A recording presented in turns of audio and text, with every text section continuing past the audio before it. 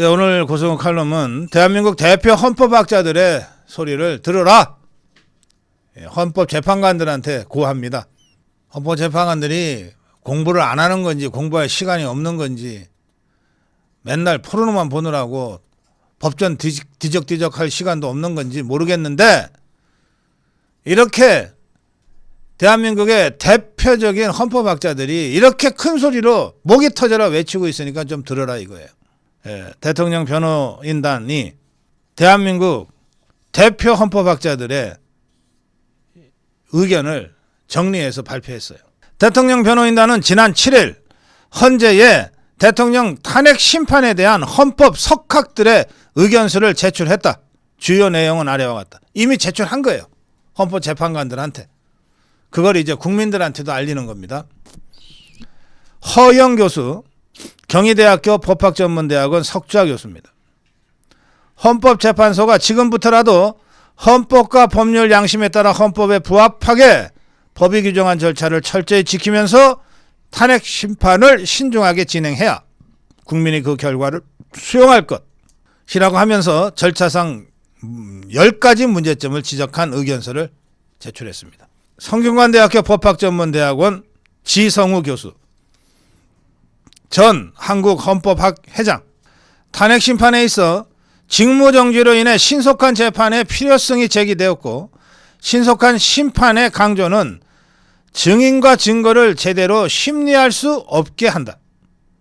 나아가 대통령 탄핵에 적용되는 기준도 매우 낮아 한국은 전 세계에서 가장 쉬운 대통령 탄핵 제도를 운용하게 되었다.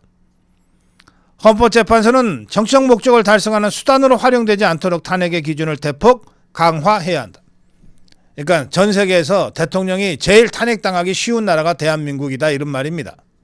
그러면서 지성우 교수는 탄핵 심판은 형사재판으로 해석하여 피청구인의 방어권을 보장해야 하고 형소법 절차를 충실히 따라야 한다. 11차례밖에 진행되지 않은 심리로 국민에 의해 직접 선출되어 민주적 정당성이 가장 큰 대통령을 파면하는 명백한 심리 미진임으로 각하되어야 한다. 심리 중에 핵심 증인들의 증언이 조작 왜곡되었고 중요한 메모의 신빙성이 의심되므로 증거들을 형소법에 의하여 전면 재조사하여야 한다. 내란죄를 철회한 것은 핵심 사유가 본질적으로 변경된 것이므로 국회에서 수정 재의결되어야 한다. 비상계엄 선포의 필요성과 이유에 대한 판단 권한은 오직 대통령에게만 있고 통치행위로서 사법심사의 대상이 되지도 않는다. 대통령에 대한 탄핵 결정은 비상계엄이 선포된 6시간이 아니라 비상계엄 선포에 이르게 된 과정과 그에 대한 판단, 그 이후 국민적 수용과 국가 사회의 안정성도 고려되어야 한다. 국민들이 자신들이 직접 선출한 대통령에게 민주적 정당성과 신뢰를 거두어 드렸다는 압도적인 여론이 조성되고 있음이 분명한 상황에서만 탄핵 인용 결정을 할 수 있는 것이다. 중앙대학교 법학전문대학원 이인호 교수, 대통령을 파면하는 탄핵 심판은 헌법재판소가 쉽게 결정할 수 없다. 대통령에 대한 탄핵 심판은 선거를 통한 주권자의 직접적 의사를 파기하는 것으로 다른 헌법재판과 본질이 다르며 지금과 같이 거대 야당에 의한 의회 독재와 정부 마비의 연성 쿠데타가 우려되는 상황에서는 더욱 신중하여야 하기 때문이다. 본안의 쟁점들에 대한 판단 역시 기각 의견이 불가피하다. 내란죄를 소추 사유에서 임의로 처리할 수 없으며 폭동이라는 내란 행위의 실체가 없고 대통령에게 내란의 고의나 목적도 인정될 수 없다.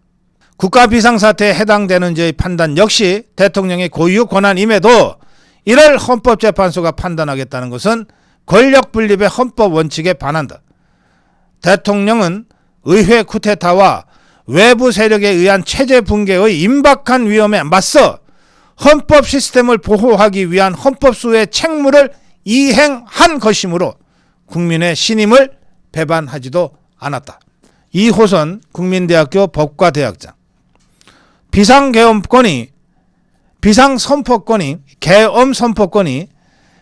선포권이 대통령에게 있는 이상 그 요건의 해석 또한 대통령의 권한이며 사법적 판단의 대상이 아니다. 또한 대통령은 헌법수호 책무 차원에서 비상계엄을 선포한 것이므로 이 사건의 본질은 누가 헌법의 수호자인가 라는 정치적 논쟁이며 사법심사의 대상이 되지 않는다. 이미선 정개선은 공정성을 결여하였으므로 심리에서 회피하여야 하며 그렇지 않을 경우 헌법재판소의 결정은 절차적 정당성을 잃고 국민적 승복을 얻기 어려울 것이다. 최희수 강원대 법학전문대학원 교수.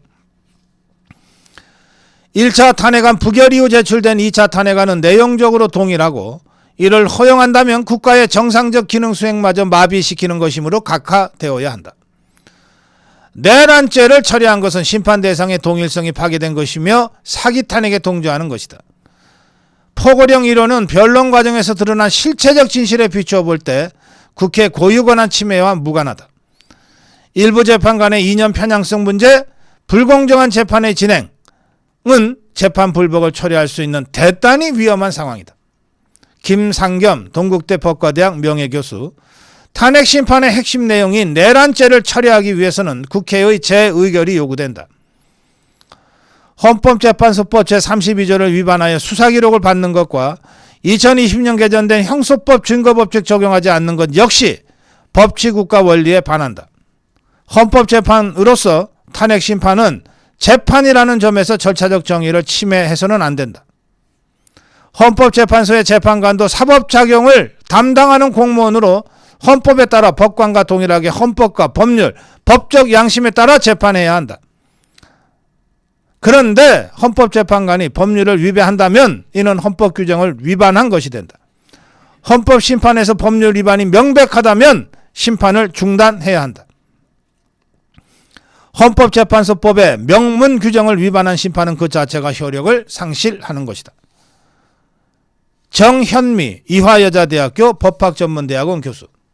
123 비상계엄은 어떤 측면으로 보아도 내란죄의 구성 요건을 결코 충족시킬 수 없다. 그런데도 거대 야당은 내란이라는 키워드로 집중 포격을 시작했다. 123 계엄의 목적과 정당성에 초점을 둔다면 대통령의 통치 행위에 대하여 내린 탄핵은 마땅히 기각 또는 각하될 것이다. 내란죄를 철회하는 것은 중대한 절차적 하자로 각하되어야 하며 형소법을 무시하는 졸속심리와 부당한 증인신문 제한은 실체적 진실을 발견하기 어렵게 한다.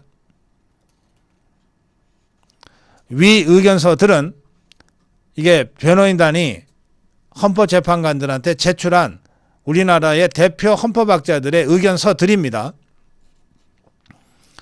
실제로 내용은 훨씬 더 길고 정교하고 법리적으로 구성되어 있어요. 이것을 그 내용을 요약해서 제가 전해드리고 있는 겁니다. 변호인단은 이렇게 주장합니다. 위 의견서들은 공통적으로 심판 절차에 있어서의 문제점을 지적하며 절차의 공정성이 확보되어야 국민이 신뢰하고 납득할 수 있는 결정이라는 점을 강조하고 있다. 또한 내란죄를 처리한 것은 심판 대상의 동일성을 깨뜨리는 것으로 중대한 절차적 하자임을 지적하고 있다. 아울러 비상계엄의 선포를 위한 국가비상사태의 판단 여부는 대통령의 고유 권한으로 사법심사의 대상이 되지 않으며 헌법재판소가 국가비상사태의 여부를 판단한다는 것은 권력분리 원칙에 반한다는 점을 강조하고 있다. 대통령에 대한 탄핵 심판은 절차적 문제, 사법심사 대상 여부와 관련하여 각하 또는 기각되어야 한다는 것이 석학들의 공통된 견해이다. 또한 대통령에 대한 국민이 두터운 신임이 확인되고 있는 상황에서 국민의 신임 배반은 없다는 점을 강조하고 있다. 헌법재판소는 이러한 석학들의 의견에 귀를 기울여야 할 것이다. 탄핵 심판 막바지 국면에 이런 대한민국의 대표 헌법학자들, 이건 헌법재판관들도 다 인정하는 자타공인 대표적인 헌법학자들의 의견입니다. 이런 의견들이 어떤 형태로든 대통령 탄핵 심리에 반영되어서 최소한 4대4 각하로 대통령 복귀가 곧 결정될 것을 믿어 의심치 않습니다. 또 그렇게 되도록 더 강력하게 투쟁합시다. 고성국 칼럼이었습니다.